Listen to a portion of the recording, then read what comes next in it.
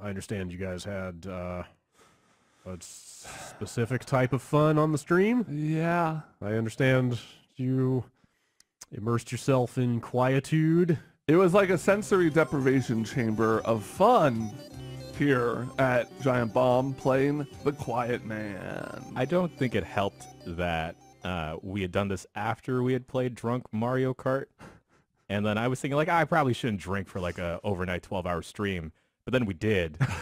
And then we played The Quiet Man. Yeah, man. I saw people with beers, like even like I think Jason, like before he took off, like Rory, I saw a couple people opening drinks, like and I was just looking at it going like, well, that's a fucking terrible idea. What the fuck are these people doing? I think that was an okay idea. The terrible idea was the 50,000 Scoville vodka shots. From an advent calendar. From an advent calendar that scaled up from 10,000 to 240,000 Scovilles per shot. Did you guys all drink it? Oh, no. Me and Rory tried the 50. We all tried the 10 and 20. Yes. Oh, there were grades of... Yeah. Okay.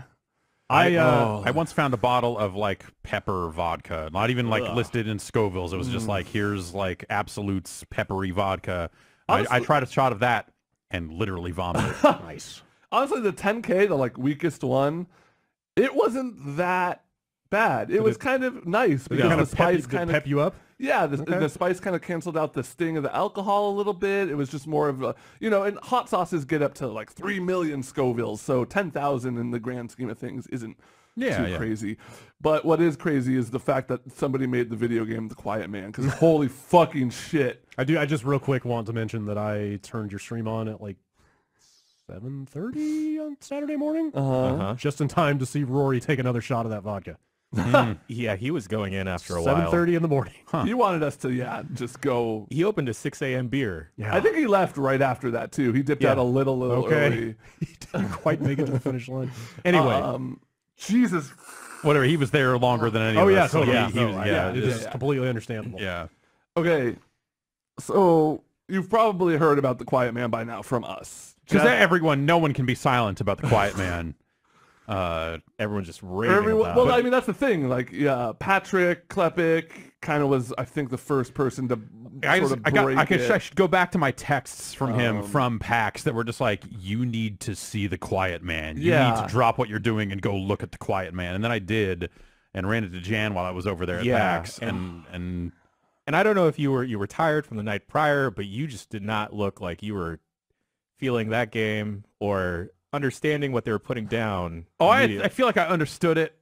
It was just baffling that they had done it. Right. So that's the thing. We kind of knew going in that this game was going to be bad. We've heard, or like that it had the. I don't know that I necessarily went in thinking it was going to be bad. It was more like, hey, what I played was terrible. But that was, hey, maybe that was some early build. Who could say? I was very curious. But also at the point that we had played it, East had also played through the game entirely. Right, yes, and we so definitely had word of just like, hey, rumblings. final release of The Quiet Man, something special. Okay. Something special.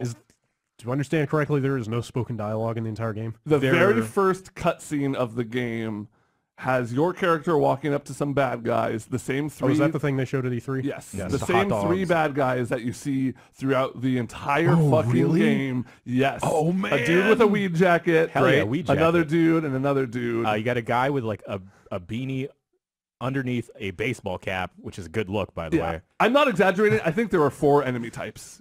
5 if you include the mask guy. Is it like a beat 'em up? So it reminds... a lot of people are drawing comparisons to the Bouncer. It's an FMV, the Bouncer. But the thing is, I actually enjoyed the Bouncer because I rented that way too many times as a kid. That's you made mistakes as a youth. Is what Probably I'm hearing here. We all did. There's some kid right now playing The Quiet Man. No. And going like, yeah. Like, No. Oh my God. You're probably right. But the combat in the Bouncer was actually passable and okay compared to what is going on. We're gonna have to we've now crossed a fucking Bouncer line. Yes. That I have to bring in my copy of the Bouncer and we have to see because I need to know because I've not seen the Bouncer since launch. Simultaneously setups, one person playing the Bouncer, one person the Quiet Man. Switch off. Yeah, these 2 Square Enix releases. Which one is? So here's what you're working. Okay, here's the game. So the very first cutscene of the game, you walk up to these like street toughs and they say like, in a really very heavy accent. You're in the wrong neighborhood, buddy, and then you fight them for some reason. And the rest of the game, literally no audio. And that's not just like your character is secluded and he's, like I think back to, what was the game? Senua Hellblade? Oh my God, why am I blanking on that now? Yeah. The kind of the how am I? game? Yeah. Senua's Sacrifice. Senua's Soul Sacrifice. If you had asked me the name of that game, I could have just told you. But now that you mangled it, now that I've put like it's Hellblade : Senua's Sacrifice. Senua's Sacrifice. All right. Okay, great. So that game has a lot of moments of like seclusion, and your like a lot of moments of kind of silence where you're just in the world and kind of seeing what's happening around you, and it's very artistic. This game will put you in a room talking to somebody else, which is mouthing. Your character understands what they're saying, apparently, because I guess he could read lips. So the main conceit is that your character is deaf. Yes, I should have mentioned that. But like the audio, and it seems like part of the game is designed to mimic like, hey, here's what it would be like. But also because it sounds like the character is privy to more information than you are. Yeah, so you as the player are cut even further out, but also in an inconsistent fashion because, again, that early part of the game, you do hear dialogue. Yes. And then for whatever reason, later you don't. And there are scenes without the main character that are just completely silent. Yeah. That don't involve him at all. Somebody out east said something about like a 7-minute dialogue scene or something. Yeah, totally. right out the gate too. Like just after the second fight, I think. The second fight, by the way, which I managed to break and put an enemy into a wall who would not die or get out of said wall, and we had to restart the entire game. The Quiet Man. It's $15. It's a tour de force. That's a low price, at least. We didn't finish it. I got to a boss fight. No, it is not. Like, think about the number of games that ship for $15 these days, and the amount of actual entertainment. Into the Breach. Totally. Oberdin. Hollow Knight is $15. It is a lower. I mean, I think it's only a low price in the context of Square put it out, and you've envisioned them as being a publisher that puts out $60 games. Sure. So for them, it's less expensive. Oh my God! If the Bouncer had come out at $15. No one would remember it. I would have just bought it instead of renting it so many times. Here's so we played through what I've heard to be about like half, maybe 2/3 of the game. Mm-hmm. Yeah. Here's everything I know about the plot. Your mom's dead and you're in love with her and her corpse and her ghost. And then there's another woman who looks like your mom, and it makes you think about your mom a lot and how you love her. And she got shot and it's maybe your fault. And your cop dad is really mad about it. And then there's a dude in an eyes wide shut mask who might be you. I don't know. So I was very afraid going into playing The Quiet Man that I might actually like The Quiet Man because I like very weird pieces of cinema. Sure. The Bouncer. And The Bouncer. You are the target demo for The Quiet Man. So here I am. Yeah. Come at me, Quiet Man. But yeah, and then there's a bunch of weird flashbacks to when he was a child. And there's like some weird Oedipus complex going on, and then this drug dealer that he's dealing with in the modern day, he's been tied in with since forever, and like there's a drug lord. Are you like a vigilante? Like you're just a dude on the street, right? I think you're just a dude on the street. You're just a dude on the street. You're not like affiliated with law enforcement. But or something. No, like the game opens with like you going to this hot dog cart, and the guy hands you a note saying, "Hey, take this to this." It's like a paper bag. So it's like you're kind of and you seem knowingly involved in some kind of shit. Oh, yeah. I think you might be a mule or something. Oh, okay. I don't know, man. Don't play The Quiet Man. Okay. Don't fucking play The Quiet Man. So but the kicker, even after the well, I guess we're gonna fucking. I guess if you haven't had enough Quiet Man on this fucking website, we have to coverage. Yeah, we'll put out a quick look because everything's been wrapped up in all these extra live streams. So Brad and I are gonna sit down and look at The Quiet Man this week, I guess. There is a super kick button. So okay. Yeah. I mean, that should help you get through it. At this point, how far off is that DLC? Oh yeah, so that's the other thing. The most infuriating thing about it. Maybe we should just wait and see what that is. But the thing is, we'd have to finish our playthrough first because you can't do that on the. You have to do that on a second playthrough. Maybe you. It's like Nier. You don't appreciate the full picture. Do not equivocate this game to Nier. Do not do that. I bet Cheat Engine can figure it out. So yeah, there's going to be they promised this at launch, but they had to delay it, unfortunately. A second audio track that will play when you play the game through a second time, and you can hear what people are saying. What the fuck? Ah! Yeah, so that was the thing, is the thing I had heard around PAX, which, they hadn't really got out and said that at that time, but what I'd heard is like, oh, it's kind of a game designed to be played through multiple times, and you'll get kind of different perspective when you play it again and again, and all this shit. But no, I would know. Look, I know that making... like if you finish the Quiet Man 9 times, will you suddenly like, oh, now I get it. Now that I've played through this, like, kind of nothing combat system and seen this story, yeah. I really don't like dunking on games just for being bad, just for dunking on games purposes. And it's like, on one level, like someone at some level of this project wanted to do something different. Yes. Yeah.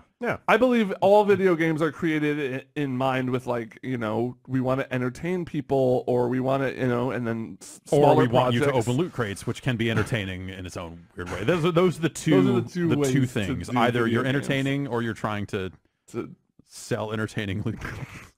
But there's just something about this game that fundamentally, on literally every level I can think of, graphically, auditorially, visually, gameplay, just literally no part of it felt good or finished. Even the pause menu, where it shows you the controls, is just like a very pared down neon sign of like, hey, press this button, you'll run. It's one of the shittiest looking controller interfaces I've ever seen.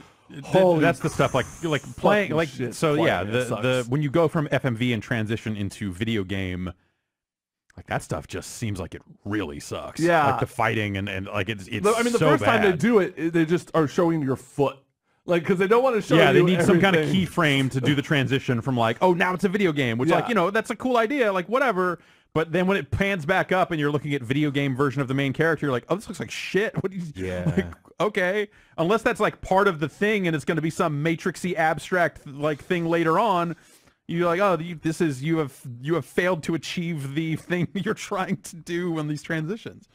Well, yeah. Anyway, the thing that bums me out is that this is like a point of view that isn't often portrayed in video games, of like a deaf character, and I don't know what they were trying to go for, whether it's like inclusion of that perspective, but I've definitely, like I haven't talked to anyone firsthand, but I've seen people who are deaf come away from this thing going like, this is infuriating to me as a deaf person. It's like, so it seems like they're not necessarily hitting that mark either. If that's even what they were trying to do, like I don't know, like it's weird because like the game got announced at E3. Mm-hmm. I don't feel like they maybe had like they did an event for it. Didn't they try to do a preview event for it? Oh gosh, I don't know. I want to say, but like I have not seen a lot of coverage out there saying like, here's what we're trying to accomplish with this. Mm-hmm. Right. And so like nothing, like the game does not get contextualized in any way other than like, what did you do? Why did you do this? It just seems like a very bizarre thing. Good on him for making the most talked about video game of 2018. They tried. How ironic. They tried something. Yeah, they tried. They tried something. No, we can't wrap this up with giving them partial credit, Brad. No, I mean, we'll take a look at it, and I mean, I think, from what I played at PAX and what you have described, it doesn't sound that different from what I played at PAX. This sounds like a colossal failure.